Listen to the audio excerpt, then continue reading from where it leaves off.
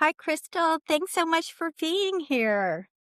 Chris- Hi, thank you. You're welcome. Crystal Lee Laramore is the founder and executive director of Wheelchairs for Warriors, which was founded on October 13th, 2016, and has been recognized by the state of Texas as well as Galveston County, where they started. Wheelchairs for Warriors serve veterans and first responders injured in the line of duty who have been delayed or denied care by their primary health care provider.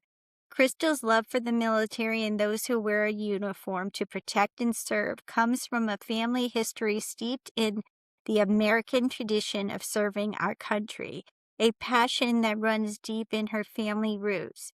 With this burning desire in her heart to serve, Crystal worked for the Department of State in Baghdad, Iraq from 2004 to 2006. She served as a liaison officer to the ambassador to Iraq, John Negroponte, You did good. and received a letter of recommendation from the Department of State. It was his experience that sparked the fire in her to found an organization that serves warriors. Noticing the gap between our wounded warriors needed and what they were offered, UFW set out on a mission to provide better wheelchair solutions that allow wounded veterans and first responders to gain some of their independence and freedom and give them the ability to roll strong. Crystal, along with the Wheelchairs for Warriors, received the American Freedom Fund's Outstanding Veteran Service Award in 2022, Ford Chaplain's Bronze Medal Humanitarian Award in 2023, and the Patriot Talk Faith Path Freedom Patriot Organization in the Year Award in 2024 and are also platinum members of GuideStar. Crystal is also a daughter of the American Revolution. Wow, that was more than I even learned before. So I'm That's very honored to have you here today. It sounds so bizarre when people read it out loud. It's amazing. You've had quite a history. Quite a history. Thank you to my family and to God for all of those blessings. So, well, why don't you just start out with the why? I mean, I kind of understand it from your history and your family and all the ties to the past in the military, but what made you start this endeavor? I know. Sometimes we start things because it's some deep burning desire that we want to do something. And sometimes it's because somebody has scorned us and we're like, well, we'll show you. I'll do this even though you said I couldn't, right? Exactly. Actually, Wheelchairs for Warriors was founded and birthed because of all of that. I do have a family history of serving in the military and also serving as first responders, police officers, retired full bird colonels. I have a cousin that's retiring as a senior petty chief officer from the Navy in June. And so Wow. it's always been from the American Revolution till now, someone in the Laramore clan has served their country in some shape, form, or fashion. And I did not. So I was my father's firstborn son. And, and he had a plan. Well, I went fishing and I can worm a hook and run a trot line and good for you. drive a four-wheeler and a motorcycle and do all the stuff. So it was a great, I was raised great. It was 10 years before the first boy was born. And then he had two. And so life was good for him. He got girls and he got boys and everyone is well balanced. So I was supposed to join the Navy and I did not. I did all the steps to join the Navy, but at the end, when it came time to sign on that dotted line, I just said, I don't think I can do it. I don't think it's that thing, know thyself. I knew thyself at a young age, and I knew that my personality and the military's personality probably were not going to get along. That's And I self thought, awareness. at a young age, if I'd only known how self-aware I was. So I just said, no, thank you. Well, as time went on, I traveled the world. I watched my cousins join the military, all the conflicts that were going on. And I really was very happy being in serial entrepreneur. And when 9/11 happened, it changed, I think, a lot for a lot of people. I think a lot changed, many people in many different ways. And I wanted to be in on the action and I couldn't join. I was too old to join by a couple of years, and they've changed that now. Actually, they've upped the age now to join. And the opportunity to go to Baghdad came along, and it was a Department of Defense contract. It's Department of War now, and the State Department picked up my contract. When I got there, I worked for them, and there was a lot of negotiating going on, back and forth. And so I went and I got that kind of chip off my shoulders for that, for not serving. And during that time, I saw a lot. I mean, I didn't see what the military saw, a lot of the very young men and women who are in war up close and personal. I didn't see near what they saw, but I saw enough to change me as a human. And realizing how young they were, that they were losing their lives and losing their limbs and losing a lot at a really, really young age. I turned 40 in Baghdad in 2004. And I was just shocked at how young they were. We know they're 18 or 19 years old. We know that. But when you see those baby faces and you're just like, woof, Lord have mercy. And thank you, thank you for your sacrifice. And I wanted to honor that when I got out and I came back home. I wanted to honor those sacrifices in some way. And so I shadowed a lot of nonprofits, some very, very big ones that you would know the name of. And I didn't feel a connection with them. Our moral compasses did not align. I didn't appreciate the way they were ran, but it wasn't my nonprofit, so I had no say. The only power that I had was to walk away. Okay. I was commiserating with a girlfriend one time, and she said, "Well, what are you going to do?" Because I wanted to leave. I was a political consultant, and Lord have mercy. No, it had taken its toll on me after 20 plus years. And I really wanted to pivot. And I had spoken to my mentor, Jay Minks, who's now the chairman of my board of directors and has been for 10 years. Wow. And we were just having a conversation. And I said, I can't do this another minute. It is a soul sucking endeavor. I can't sleep. I'm stressed out all the time. And he said, "Well, what do you want to do?" And I said, "I think I want to raise money for veterans and first responders." And he said, "All right, well, go figure that out and get back to me." I was like, you're not gonna tell me how? I run another company. You go figure out what you want to do and you come back to me. And so I did. I figured it out. It took a long time. It took a long time. It took well over a year to figure out exactly that it was going to be Wheelchairs for Warriors. And that was straight from God's spirit to my mind, out of my mouth. I just said Wheelchairs for Warriors. I just had an epiphany. And you would think it was like that, but really it was a sledgehammer, a little tap on the head, a little tap on the head, and then wham. And it has, ever since the moment that my lips said Wheelchairs for Warriors, I know what I'm going to do. It has been, look, it ain't easy, Right. None of it's easy. If it was easy, everybody would be doing it. And if I knew how hard it was, I'd have never started it. And it has been a joy. And I have an amazing team, and we're this big. We're the quick response team, and we get so much done. It's fabulous. And it is our ministry. It's my reason for living. It will be my legacy. It will live and breathe and live on long after I have left this earth to be with Jesus. And I'm just so grateful. That is truly amazing. And you did it all on your own. So Well, congratulations. not really all on my own. I did it with a lot of help from a lot of individuals and a lot of help from God and my board of directors and, my team. I had a different team today than I had when I started, and they've all got us to where we needed to be at different spots. But no, ma'am, I don't do it all alone. That's for sure. But your strategy development was alone. Yes. That's what I meant. You know, So, I know, I yes. know, I know. So, are there any stories that you could tell us about what has been happening or something that you want to Yeah. share with the rest of the people? People do ask us. It's a really good question too, by the way. People ask us all the time, why? Why are you needed? Doesn't the VA do everything? And it's like, Right. well, no, they don't. And ask the men who I know of two who've rolled up to the VA in their wheelchairs and set themselves on fire and committed suicide because denied something that they felt they deserved. And I always say, look, if a man has lost his legs or his ability to walk, and when I say man, I mean man and woman, if they've lost their ability to walk due to their time in service, if a firefighter, a first responder, a police officer, if they've lost their ability to walk because they were serving their country, do they deserve a wheelchair? Should you Absolutely. get them one right now? Should you get them however many they need?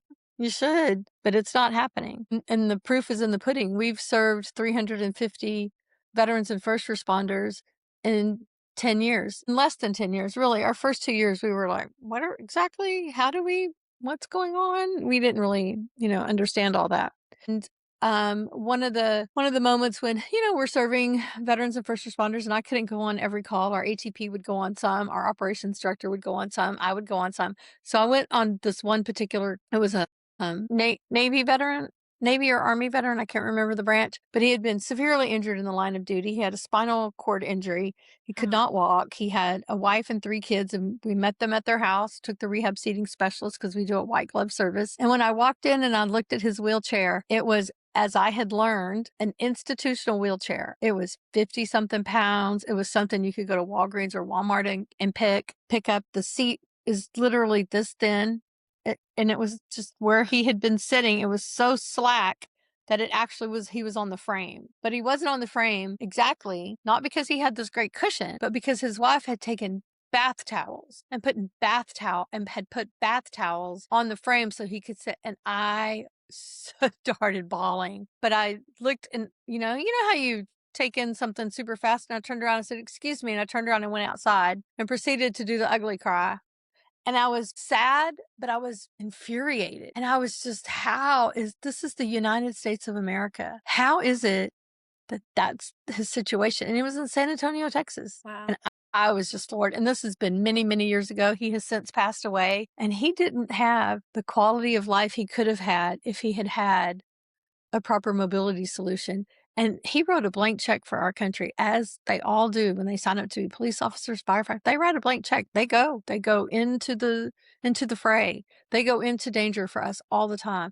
And when I heard one of them say one time, "When my country needed me, I showed up." Okay, well, now That's I need very my country. selfless.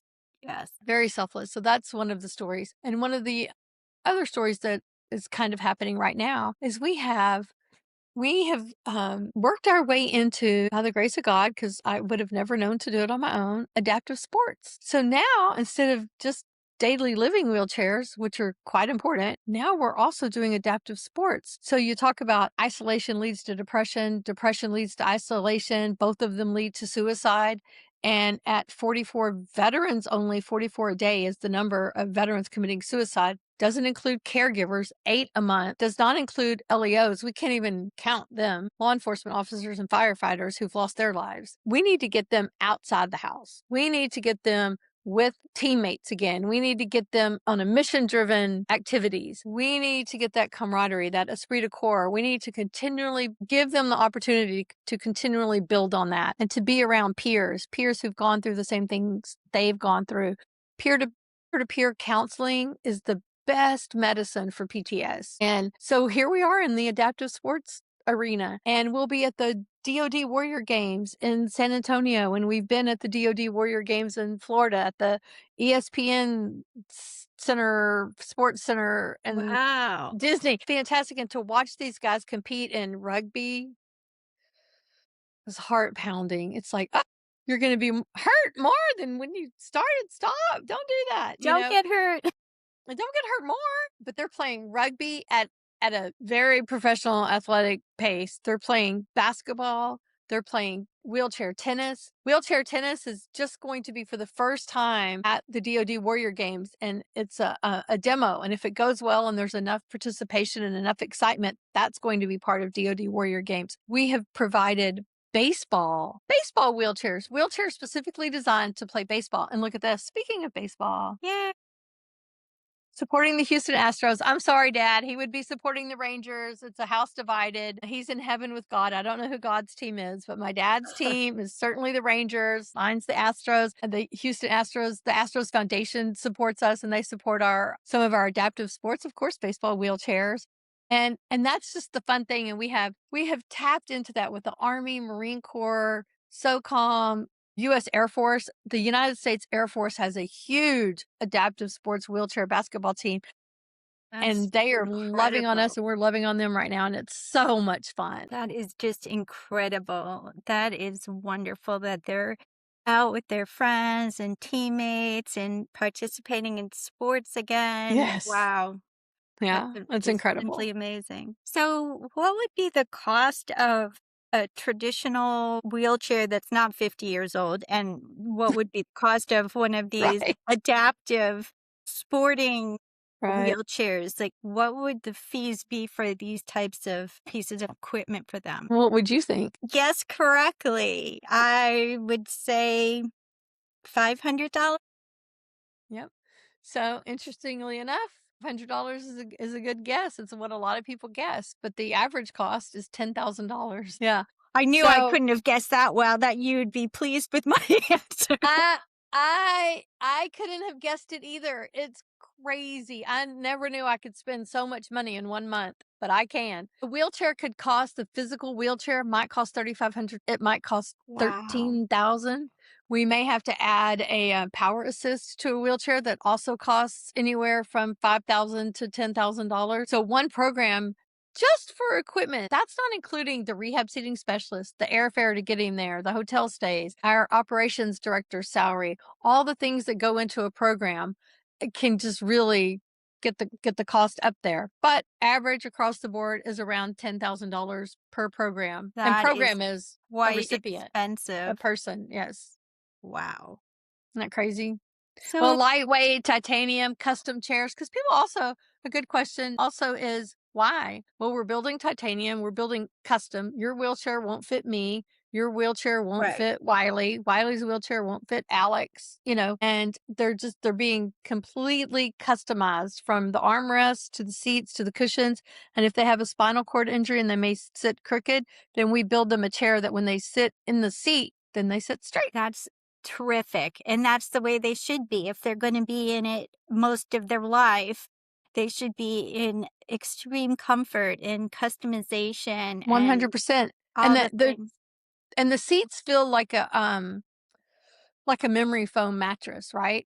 I mean, when they sit in these seats that we give them, they're like, "Oh," and this is their house, basically. They're in this wheelchair. It's their car, it's their chair, it's their house, and an adaptive sports wheelchair specifically for playing sports. But if they need a daily living wheelchair, we will give them a daily living wheelchair. If they need an adaptive sports wheelchair, we will also give them an adaptive sports wheelchair.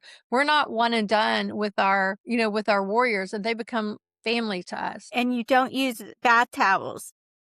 We don't use bath towels. And it was so funny because it was like I had this flashback of at home growing up in the country, and we had a purple bath towel and an orange one and a yellow one and a green one, and we had all the different colors, and they were threadbare, and it wasn't like today, and like our towels today are so fluffy. And it was that, and I just saw it, and I just had this flashback of home and my father being a veteran.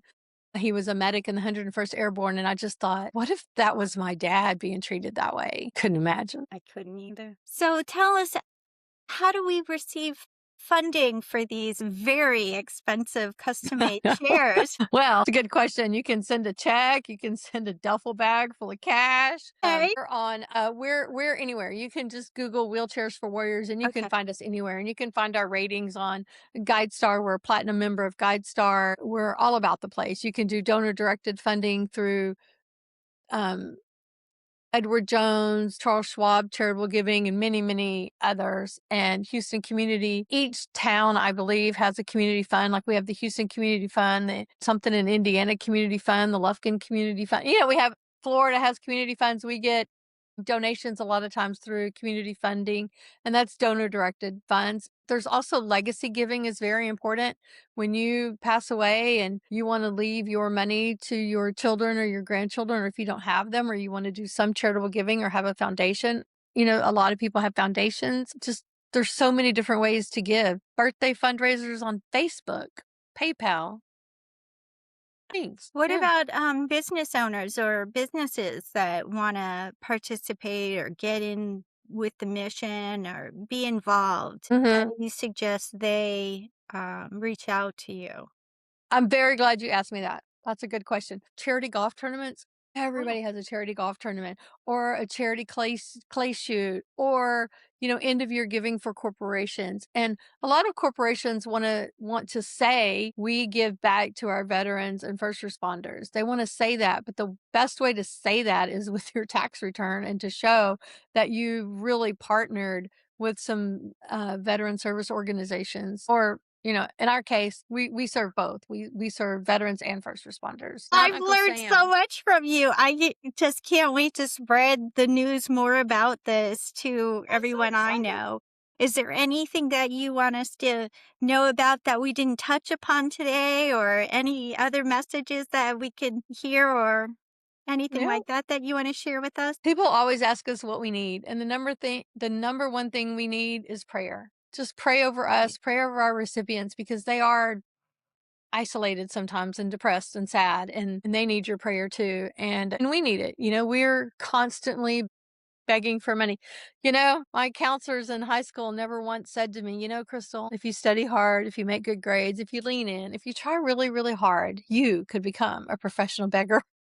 It's just, didn't happen.